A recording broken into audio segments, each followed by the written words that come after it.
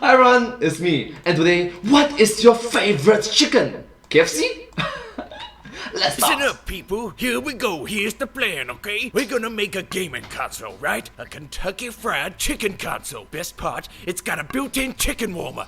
And then I want to make a comic book with different versions of me populate the multiverse. I want to be the voice of GPS navigation. And I want my own dating simulator. And I want Mario Lopez to play me in a Lifetime movie. Yeah, I think the Colonel may have discovered a 12th secret herb, if you know what I'm saying. Alright, are you alright, man? Your heart seems a bit high.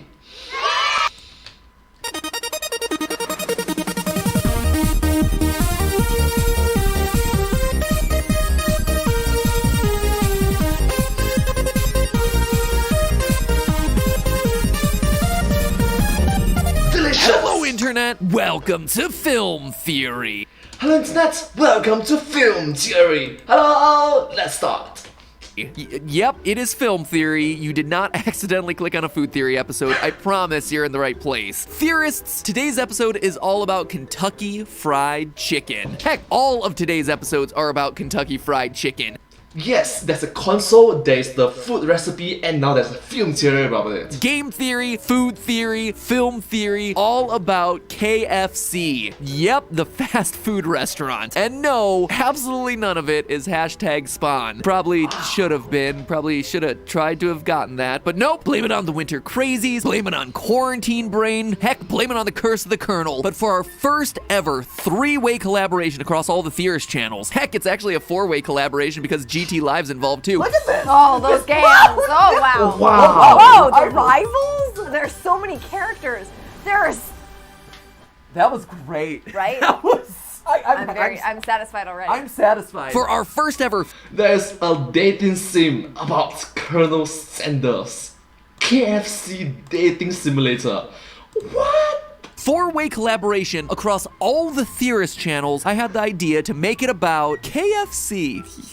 Yes. What am I doing with myself? It seems insane, I get that, but bear with me here. As you probably know, KFC is the keeper of one of the greatest unsolved mysteries of our time, Colonel Sanders' secret recipe blend of 11 herbs and spices. Today, KFC keeps the recipe physically locked in a vault in their Louisville headquarters. They've hired 2 separate companies to produce separate halves of the recipe so that no one person, not even KFC's own head chef, is privy to the entire thing. Naturally, this level of secrecy has piqued the curiosity of KFC fanatics across the globe, and for decades, people have been trying to do everything they can to figure it out. People have run lab analyses on the chicken served in KFC restaurants. They've attempted to recreate the exact flavor at home through meticulous trial and error. They've latched onto recipes found in heirloom scrapbooks. They've even picked apart the brains of the late Colonel Sanders' business partners. But according to KFC, no one has ever gotten it quite right, which again is kind of ironic because the whole shtick is that no one person knows the true recipe, so do you know it, KFC? Do you not know it? Suspicious MatPat is suspicious. My eyes narrow in your direction, KFC. So the TLDR here is that plenty of people have approached this from a variety of different scientific and analytic angles, but has anyone ever tried to solve it from a film angle? Wait, what? What? Ask because in December, KFC released a movie, a Lifetime mini-movie to be more precise. It's titled A Recipe for Seduction, and yes sirree, that is Mario Lopez playing the Colonel himself, Harland Sanders. Okay, he looks charming, attractive, good looking, but... What? Little adorable crouton wearing dollar store facial hair. Don't call me crouton. Now, it would be easy to just write this thing off as some marketing stunt, and yes, it is most definitely that. The script is at times indistinguishable from a KFC ad. The chicken is delicious, Bunny. Oh, please. We both know I can't cook like this. It's my new chef. He's incredibly talented. Though I gotta admit, not many chicken ads I've seen in the past feature a plot where a girl's mother is having an affair with her daughter's fiancé. You remember our long weekend in the vineyard? How could I forget? If you marry my daughter, I promise there'll be more long weekends in your future. What? What am I watching? Alright, let's keep this family friendly, wholesome. Thank you so much. Thank you. Oh, it's so gross. What sort of post-apocalyptic capitalist dystopia do we live in? It is a KFC soap opera. And here I am, sitting and writing an episode about this. Oh gosh, I'm part of the problem, aren't I? Anyway, I'm here to tell you that A Recipe for Seduction might be more than just an ironic, self-aware way to boost KFC sales. Much more. You see, theorists, I believe that this mini-movie is absolutely saturated with hints about the Colonel's world-famous secret recipe. That's right, Whoa. A Recipe for Seduction may also be a recipe for KFC's original recipe. And that, my friends, is a recipe for a film theory. So hold on to your badly spirit-gummed facial hair, theorists, because this one is gonna be finger-licking good. Finger licking good. Not necessarily the best slogan given that we are in a global pandemic right now. Now, in order to properly enjoy this mini-movie, you're gonna have to take everything you might know about the real-life Harland Sanders, the cantankerous senior citizen who launched the Kentucky Fried Chicken franchise in 1952, and who one time punched a dude out cold in court, and jettison it all out from your mind. See, In his 60s. KFC's been playing around with the whole Colonel Sanders character fast and loose in recent years. From their famous commercials in which different actors portray the Colonel, to their DC Comics collaboration in which different versions of the Colonel exist across the multiverse, to a KFC-themed dating simulator which we played on GT Live that allows people to date the Colonel. And they're at it again in A Recipe for Seduction. Here, Harland Sanders is young, contemporary, and likes to show off his biceps. And for as crazy as the real-life stories of Harland are, he, to my knowledge, did not launch his chicken restaurant after surviving a kidnapping and murder attempt by his rich employer. Just kill him already. Mom! Now, the plot Alright, this is definitely a soap opera, right? of A Recipe for Seduction feels very on brand for a Lifetime movie. A beautiful young woman named Jessica is being pressured to marry rich. We're weeks away from the bank repossessing our house. But it's so unfair. Our family's livelihood shouldn't depend on who I choose to marry. I'm sorry, Jessica. Marrying Billy is the only thing that can save us. But instead of falling for Billy, the wealthy jerk that her mother wants her to marry, Jessica instead falls in love with her family's newly hired private chef, Harland Sanders. Oh, I'm sorry to interrupt. Harland doesn't have himself a penny to his name, but he does have a secret recipe that could one day change the world. Tell me about you, the Harland Sanders story. If I were the author of it, I'd have a chapter in there about my secret recipe changing the world. Oh, a secret recipe. How mysterious. So it pretty much has everything you want in a feature-length Lifetime rom-com. Campy romance, over-the-top villains, soap opera-level violence, fried chicken. But A Recipe for Seduction is also super self-aware and condensed down into a speedy 16 minutes. I'm happy to report that it's actually a really fun watch, even for a guy like me who doesn't usually seek out Lifetime movies. In fact, if you want to watch it right now, the whole thing is available on YouTube. Again, #NotSpawn. But if you do end up going over there and watching it, leave a comment telling them that they should sponsor us in the future. You don't have to pay me for these videos, but please just send me a giant statue of Harland Sanders himself. But the moment in the movie that really got my theory juices flowing was this. Billy, intent on finding a way to get the hunky new chef out of the picture, sneaks into Harland's kitchen and finds his secret recipe written on a piece of paper. And they actually show it on screen for a split second. Secret's out, chicken man. Rewind that one back. Pause it. There. Folks, this is it. At long last, the Colonel's secret recipe is gonna be revealed to us. Zoom in. Enhance. Enhance again. Okay, so that's a bit of a letdown. There is no new info on the paper, it's just KFC teasing us. But this is what I'm talking about when I say that the mini-movie is self-aware. They know that we were all gonna pause it in that moment. They know that we're dying to find out the secret of this recipe. And just because they didn't show us the handwritten recipe on screen doesn't mean that they didn't give us something to snack on. As I kept watching, I began to notice a recurring theme. See if you can spot it. For some reason, there are citrus fruits littered throughout this entire mini-movie. Remember, its runtime is only 16 minutes, and yet lemons, limes, and oranges make dozens of on-screen appearances. And look, I get it. The movie is about a chef, so we're bound to see a number of ingredients throughout the movie. But this very specific pairing of lemons, limes, and oranges appear across multiple scenes. True. Why is there so many citrus?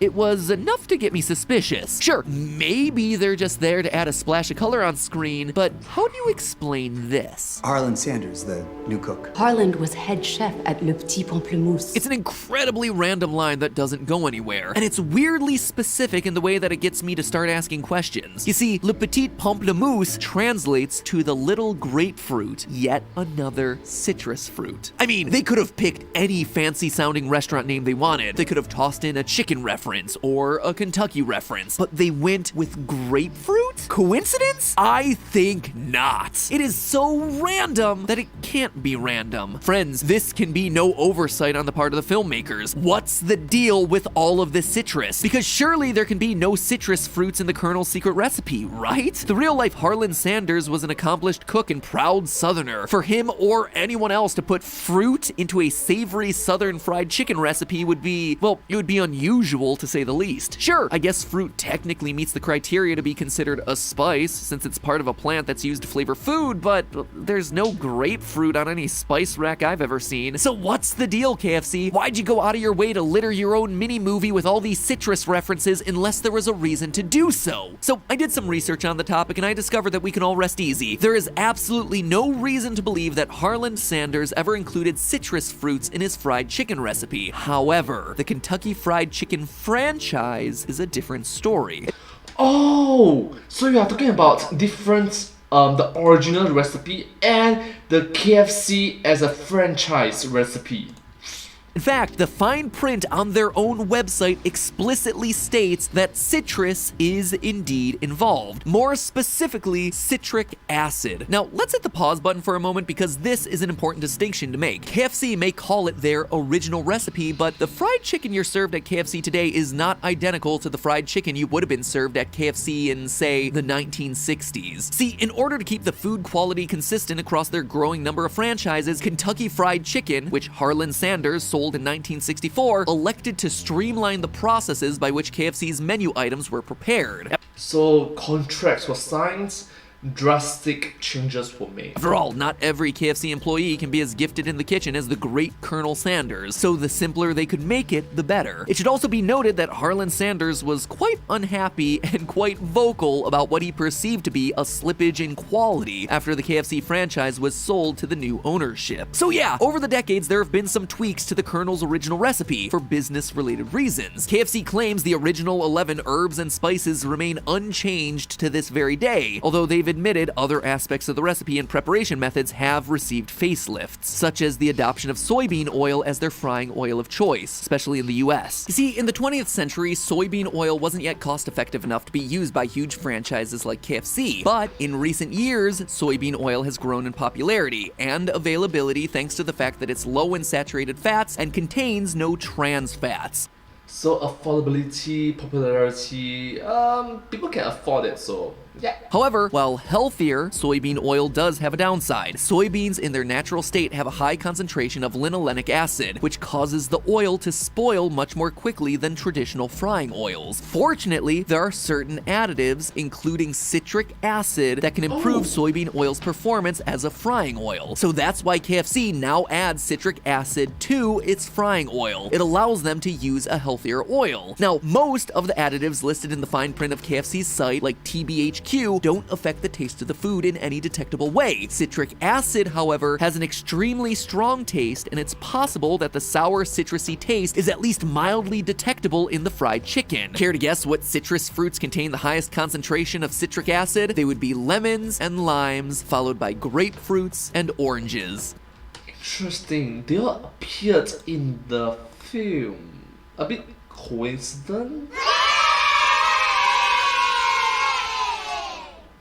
Very, very sus. That's right, the exact same 4 seemingly out-of-place citrus fruits that are featured throughout A Recipe for Seduction. This is the real reason KFC made a mini-movie centering around the Colonel's secret recipe. They wanted to point us recipe seekers in the right direction. Many people have attempted to recreate KFC's original recipe over the course of many years, but their so-called original recipe is ever evolving. So anyone who wants to recreate the exact taste of the fried chicken at KFC needs to keep up with the times. Citric acid acid is a contemporary tweak to the recipe, which is why KFC decided to draw our attention to it using a contemporary reimagining of the kernel in a recipe for seduction. But hey, that's just a theory, is what I would normally say at this point. See, Wait, there's still 1 minute and 39 seconds left. we don't run into this kind of situation every day here on Film Theory, but today we don't have to speculate about this and wait to see if it's true. We can actually run an experiment and find out today if this was just a theory after all. And that's exactly what Steph and I are doing over on the Food Theory channel in a video uploaded at the same time as this one. We've taken this theory, along with some of the most legit KFC original recipe recreation attempts out there, and we're answering the question once and for all. What is KFC's secret recipe? What's the blend of spices? Is the inclusion of citric acid the missing puzzle piece that's kept us from matching the taste of KFC's fried chicken exactly? Spoiler alert, I think we found ourselves a solution. It didn't make sense to do it over here, so head on over to Food Theory right now to see what it takes to crack the code. That episode is up right now, so click the video that you see on screen or the link in the top line of the description to check it out. And once you've done that, head on over to Game Theory, where we are also talking about KFC and their next generation gaming system. No joke, that has itself a chamber to keep your chicken warm, which, the biggest shocker of all, is not as dumb as you think. So if you want to follow the natural viewing loop, I'd suggest heading over to Food Theory next, where we have part 2 to this episode that you just watched. Then continue over to Game Theory, where we just posted the episode about how KFC just won the console wars. Oh yeah, and also before you go, just consider subscribing. Help make this the year when Film Theory crosses the 10 million subscriber mark. Yes, you did cross over the 10 million subscriber mark on the Film Theorists channel. Yes. So get on it, guys. You've got yourself a ton of KFC content to fill up on. But as always, remember, they're all just theories. And this one was a film theory. And don't call me Crouton. Oh, wow. The ending is so cute and interesting. Anyways, thank you all so much for watching this video. I hope you find this video very interesting and unique to watch. Quite tasty and delicious. Anyways, if you do like this video, please remember to like, share and subscribe to my channel and comment down below if you have anything to share with us. Don't forget to follow my channel, and I sincerely appreciate all of the support and encouragement for my work. Thank you so much. It's very motivating and uplifting to see all your positive, wholesome and understanding comments. Thank you so much. But hey, that's just a theory. A film theory. And cuts. Thank you.